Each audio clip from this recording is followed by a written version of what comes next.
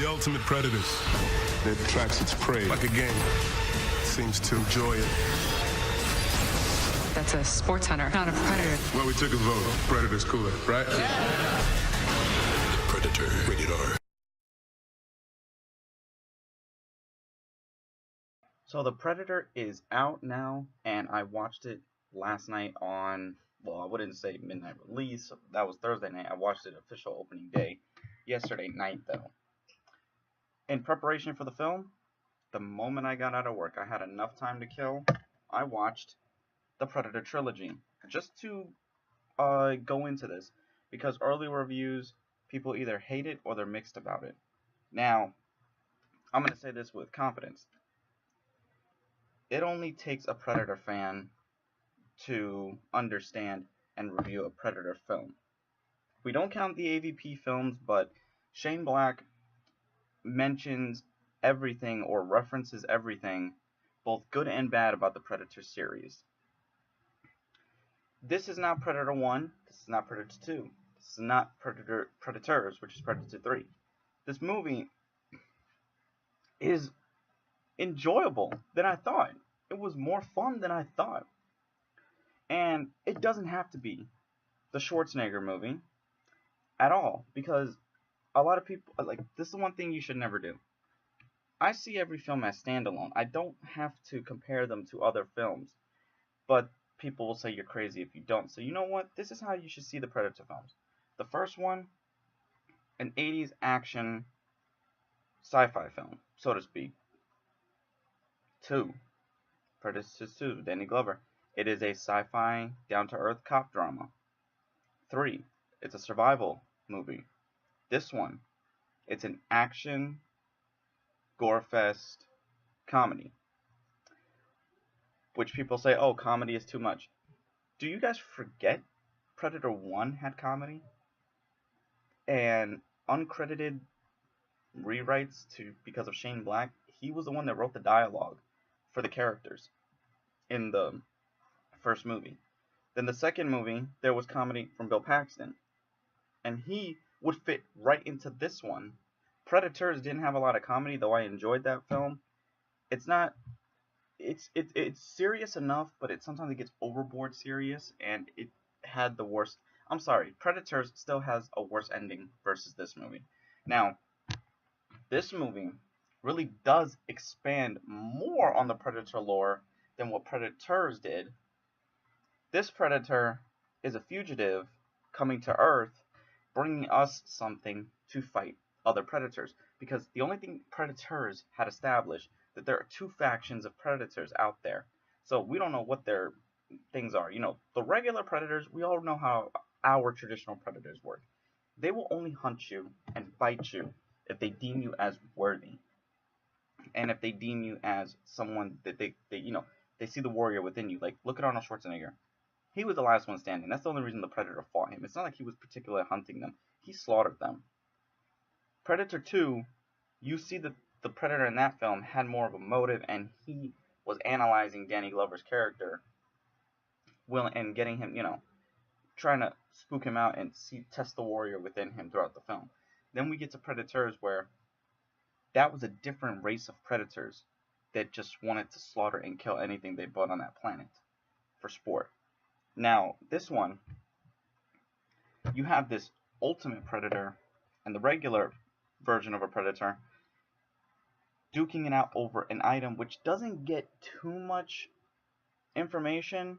It almost works like the Mad Max movies or the Conan the Barbarian films. You get the information that you need to know, but everything else you have to piece together. People are saying, oh, they don't understand the narrative, which is a damn shame. You clearly don't know a Predator flick, or I'm sorry to say, stupid, because I can see things the first time, and I understood the narrative of the film. I was actually able to piece everything together, except I agree with everyone. The final act is messy, but as messy as it is, it's still fun to watch that shit go down with that ultimate Predator. I do like the idea that Predators are upgrading themselves with your DNA, with DNA from other beings they slay in the galaxy, and so on. It makes them effective, and actually gives a reason why in the other films you always see them rip out the spine and I think it was in one scene, you see the Predator in the original movie, or I think it was in the second movie, when he cleaned off the skull and he drained the fluid out of the body. We never saw what he did with it, but it ties back to that, to understand that that's what they're doing. They fight you, they deem you worthy of your traits, they want to put that into them. Because there's a lot of things that this movie even uses from like the old, like from the Predator, like any Predator comics that could be going on. That's what it reminded me of. It reminded me of a Predator comic book, which is fine. When it comes to this new group of characters, this team, Danny Glover was the only one that didn't do anything as a team. That motherfucker did everything single-handed. But out of the 3 teams we have in the whole series, even though I'm going to have to count AVP a little bit, because AVP, you see the spear, you see the glaive, everything from the Alien 2 films. But that's the only reference you get, which is good. Versus Adrian Brody's team from Predators, Schwarzenegger's team, and these guys. Yes, the Schwarzenegger team will always be classic and they always will stand the rest. But this team follows right behind them. And they are the highlights of the film besides the Predators. I enjoyed this team. Their dialogue was insane. They were funny. And they had things about them that showed you that you don't need macho people to take on a monster like the Predator. The only character, I forgot his name, the actor's name, but I know his name is McKenna in the film. We all hear it in the trailers. He's only half of what you'd expect, but he's in between. He's not Schwarzenegger's Dutch. He's better than Adrian Brody's character in Predators. He's more like Danny Glover's character. You can think of it like that, like a military version of Danny Glover. But every character, from Thomas Jane to Michael Keogh, all these other guys, everyone, and surprisingly Olivia Munn, she did really well. When you go into the film, though, my best advice is, it's not a perfect Predator flick, but I'm sorry, the Predators do have a better film range than the Alien series. There's only one good Alien movie, and that's Aliens. All the other Alien movies, in my opinion, they suck. They all suck. The only time I ever seen them justice was done in the video games. But the Predator has his... The only time I feel the Predator had his downs was with the AVP films, because Predator 1 stands the test of time. Predator 2, I'm sorry, give me criticism. Predator 2 is actually my favorite out of the original 3 from Predators. But this one, I would put, out of the whole series, I will put this at number 3. Because Predators, it's still way better than that, even though Predators, like I said, I enjoyed it. The Predator, I liked that it was set in a... I actually liked that it wasn't set in a jungle and not an overly populated city type environment. This one, though it has forest, which gives you the whole in the woods in the night that you need, and some people are criticizing, oh, the Predator is not doing stealth, the Predator is not doing his traditional Predator traits. It's fine. For the first 2 films, it worked. We don't know the monster in the first one, and in the second one, he needs to test himself in that environment. The third one, it was kind of stupid. We know what a Predator looks like. Don't keep us waiting. This one hits you straight off with Predators, which is good. You know, my favorite scene is when that Predator broke out of the lab. I mean, that motherfucker broke out of the facility using not only the Predator weaponry, but guns. Granted, he didn't last that, like, he only lasted like an hour into the movie, and people said the movie's only like an hour and 40 minutes. No, it's actually a little long. It's almost 2 hours. I think it was an hour and 55 minutes, because when we went in at 9:30, we got out, let's see, 10:30 and 11.